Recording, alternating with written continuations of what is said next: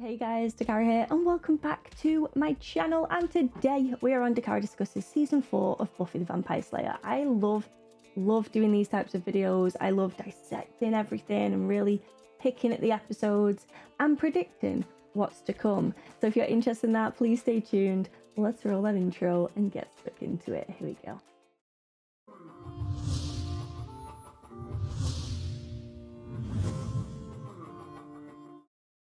The first up, like I always do, is the rating of the season overall. And for me, I'm going to give this one a 7.5. 7.5/8. Because I believe I give season 1 a 7. And I feel like this is better than season 1, I really do. But there's some things that aren't my favourite things as well. You know what? Do I give it an 8? Or do I stick with my gut and say 7.5? I'm going to stick with my gut. 7.5 it is. If you don't believe in halves, then round it up to an 8. Don't be rounding it down. Right. The reason I've given this is because I loved a lot of things about this season. I genuinely did. A lot of amazing moments within the season. But at the same time, I felt as though the root of it wasn't what I wanted. That Adam thing, I just didn't like. I didn't like Adam as a villain. And a lot of this season was following the initiative and Adam and that whole arc. And it wasn't my favourite thing. I didn't enjoy it. Some things I did, I mean, obviously, I don't hate Riley. I'm not a Riley hater. Quite fond of the guy.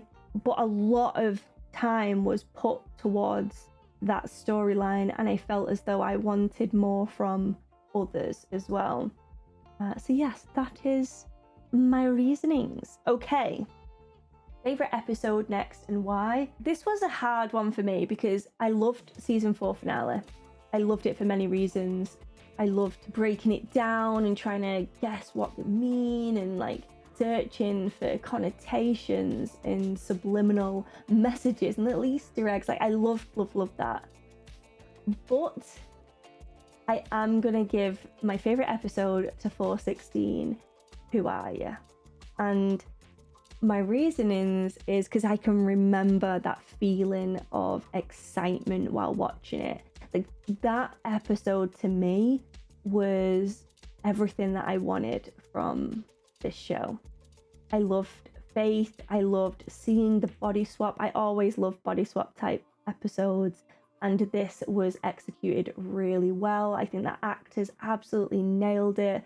They hid all the storylines within the episode through the body swap thing as well, like introducing Faith to Tara and that whole thing, and then showing Faith in Buffy's home with Joyce and that whole thing, the family dynamic. And it was raising issues that we hadn't discussed in that episode whilst Buffy was Faith and Faith was Buffy.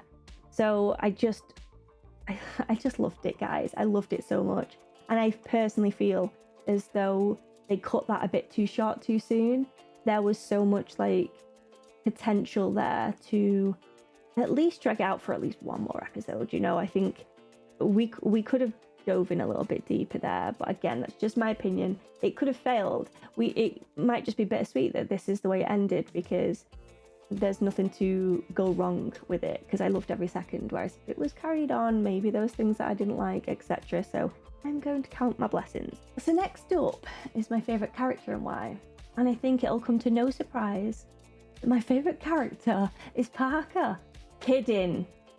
I'm kidding, guys. It's Kathy. No. I'm kidding again. I'm kidding, of course. It's gonna be Willow. Always gonna be Willow. But to make it a bit more interesting, so I'm not saying the same thing over and over again with it being Willow, because Allison is amazing, I'm gonna say Spike. And my reasons for picking Spike is because we saw a different side of him within the season. He had this chip put in his head, and he was no longer allowed to be evil. He tried though. He tried many a time, but he couldn't be physical and drink from humans or anything like that. And we tapped into his vulnerability, I think, in this season, and we saw a whole new side to Spike, because usually he's just this comedy relief evil guy, which I love. always loved. But it's nice to have that other layer, that added layer of vulnerability and friendship as well, because I mean, he can deny it, but there was definitely, he knows those characters so well. He knows Willow, he knows Buffy, he knows the group. We saw that through the penultimate finale there with him trying to blag them and separate them by being a little snaky snake and whispering in their ears and stuff. He reads people very well and he soaks stuff up, and I think that he soaked up their insecurities so easily and then manipulated it, which obviously is the Spike that we know.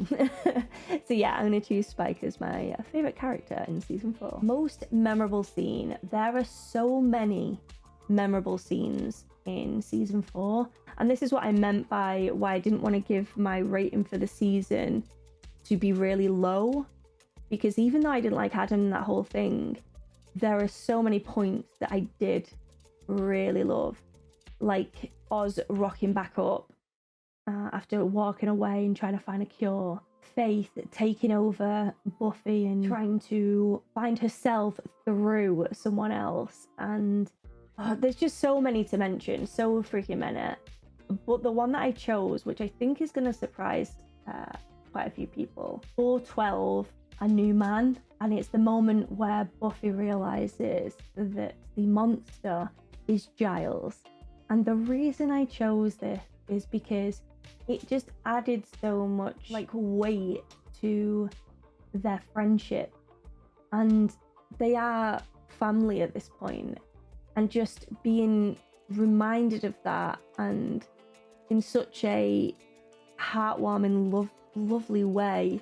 I just loved that moment. I genuinely loved it, and the actors just played it beautifully as well. And yeah, so probably one that no one else would have thought would have been my memorable, but it is. And I think again it taps into the whole like father-daughter situation that I hold a little bit dear to my heart. Okay, next, the most comedic scene, and for this I chose Pangs because why would I not? 408 Pangs, where Spike is tied to a chair with arrows flying around him everywhere and a bear appearing and him screaming, "You made a bear, you made a bear, undo it, undo it." It was just comedy gold and I loved it. And don't get me wrong, many a comedy moment in this show. Anya is queen of comedy when it comes to Buffy. And yes, I'm gonna choose this one though because it made my sides physically hurt. Yeah, that's what we'll go with. Most emotional scene. There were many in this season as well, emotional moments. Like they had, the one that I was gonna pick initially was Buffy's reaction to Parker, because I feel as though she had this huge vulnerability about her, and just it triggered her from like everything that she went through with Angel, and it just made me hurt inside, and my hurt turned into anger, as you guys saw in my reactions, and I still don't feel over it. But having said that, the one that I'm gonna pick is the Oz and Willow breakup in 406. That scene, just, I felt my chest physically ache in that moment. I think Allison just sold that scene so beautifully. Like, they're good actors, you know that they're good actors, but when you get a heavy scene like that and then you forget that they're acting, that's when you know that they're on another level. And yeah, Allison absolutely smashed that. Many a tear shed, as you saw. And I think that the Oz and Willow relationship was just so strong and so solid, so that when this came up, this Veruca, this utter pest, showed up and rocked the boat, it was painful. It was painful to see, but I get it though. I get that we have to go through these heartaches to come out the other side. And because of this, Willow was introduced to a whole new world with Tara, which brings me on to my favorite ship. So my favorite ship is Willow and Tara, and I am conflicted about this being my favourite ship, and here's my reasonings. Because I don't know enough about Tara yet, and I do have a guard up when it comes to her because, again, there's so much more that I need to know. But I will tell you that Amber plays her very well. This like awkward, uncertain character that shows that she speaks her truth. So she says what she's thinking in a very like nervous tone, but she says it. And she always seems so like nice and supportive when it comes to Willow as well, and respectful. I think respect is probably the biggest word. She always looks at her as someone she is proud of and inspired by, which I love. And I feel vice versa with Willow. She looks at Tara and she's impressed with her strength and inspired by her wicker side. And I think she brings out this safety in Willow. Like when they're around, Willow just seems so much more relaxed and comfortable. She gives off this like calming aura, I want to say. So yeah, I love that Willow is on this new path now and gonna really find herself, hopefully, through this moment in her life. And I'm loving going on this journey as well. And I just pray that we find out more about Tara, and I love her even more. Because this is my fear, is like people are going to hear me say this and then think that I then hate Tara. I don't hate the girl. I think she's lovely. I genuinely do. And I thought she was cute from the first moment she came on the screen, but it's the secrecy and stuff and this constant like fidgety nature that is keeping me on my toes and keeping me on edge, where I'm like, Oz, who I never thought would hurt me. So now I'm scared of liking anyone too much because I'm very protective of Willow, guys. Very freaking protective of that character. So obviously I want the best for her. Yes, that is a very long-winded answer to my favourite ship. Enjoy. I do feel as though people are going to be surprised I didn't pick Buffy and Ryla, because that is the major ship of this season. And I don't hate the ship. I really don't. Like, I'm alright with it. But it's not something that I'm like, yes, yeah, you're like excited and passionate about. It's just like, he's a dude that, you know, has helped her in the moment that she needs help. But I don't see him as like endgame or anything like that. I just feel like his purpose right now is to allow Buffy to move on from Angel. And I think that he has provided that as best as he can, to be honest. Anywho, predictions and desires for next season. I predict that we will have the Slayer, the first Slayer, being a main arc within season 5 and trying to contain or just have a bit of closure through that, I think. I also predict that we'll have maybe the government reappear and cause a bit of conflict with the group there as well. What about relationships? I feel like Riley is going to be a predominant character within season 5 when it comes to relationships, but I feel as though it might come to an end in season 5 as well. So I don't know when, but I do think it will. And the reason I think that is because Buffy needs some like focus and excitement, and I don't think Riley provides enough excitement for Buffy. But having said that, like talking out loud, I'm like, but maybe she'll like that because she has so much excitement in her life being the Slayer that she can have some calm when she gets home. But also, as an audience, I feel like the writers are going to know that the audience isn't excited by Buffy and Ryla. Because I'm not saying that he's got to die or anything, like, let's not be dramatic, but when it comes to the relationship, I feel as though it needs to end somewhere, because I don't see him as an endgame relationship. Lovely guy, think he's great. I think Buffy can be on her own. I think she's a strong, independent woman who does not need to smoke, who does not need a man in her life. And I think I'd be happy with that, to be honest. I think I'd be happy with Buffy just being the Slayer with amazing friends and amazing relationships. And yes, she'll hook up with guys or whatever if she wants to, but she doesn't have to have this like long-term husband, you know? But again, I'll have to wait and see. Please no spoilers. When I talk about predictions, I really want to stay in the dark, so don't tell me she ends up getting married or anything like that. I don't want to know. But yes, moving on from the Buffy stuff, what else could potentially happen? I would like to see Giles have more of a purpose within season 5, because season 4 was just him feeling really lost. Whoa, the thunder was loud then, holy. Yeah, he seemed lost within season 4, and I want some like security and stability when it comes to season 5. Like, he knows what he's got to do within the group, but he also knows that this is what makes me happy. So like, go and perform if you want to perform, you know, find someone new, have a relationship. I feel like Giles is a relationship kind of guy, to be honest. I feel like he needs that connection.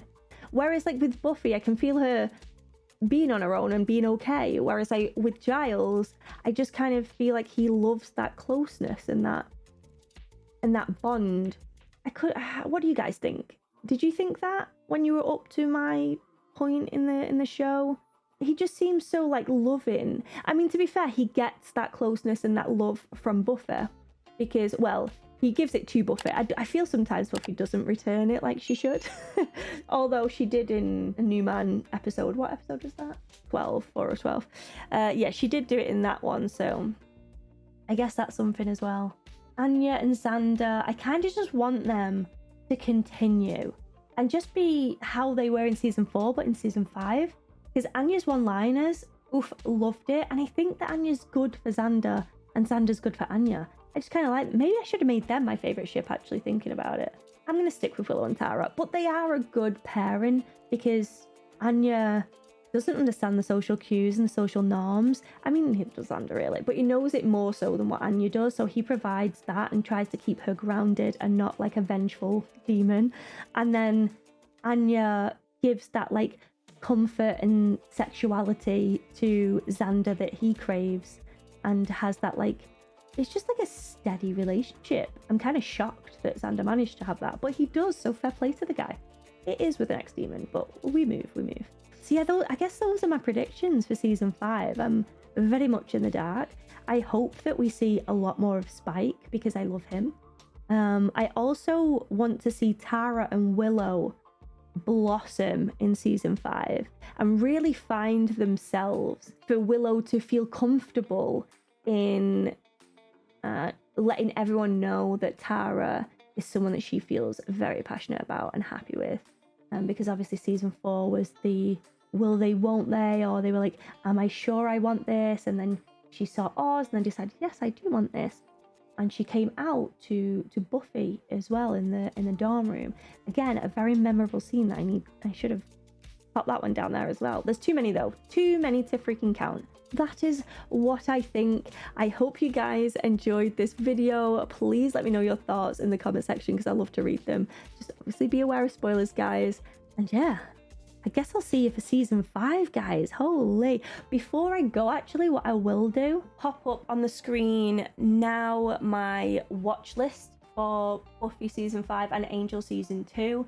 This is the list that I'll be following, so if you're wondering about what episodes I'm going to do. So as you can see, Angel season 2 episode 1 comes before season 5 episode 1. This is the list that I'll be following, and on Patreon it'll be the same deal as what I did last time. So if, for instance, like here it says that Angel 219 and 220 should be watched together. So on the Tuesday it'll be Angel 219, and on the Thursday it'll be Angel 220.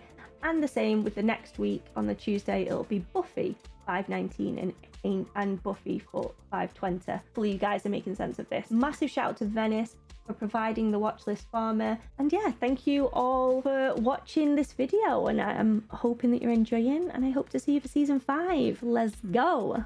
Bye guys.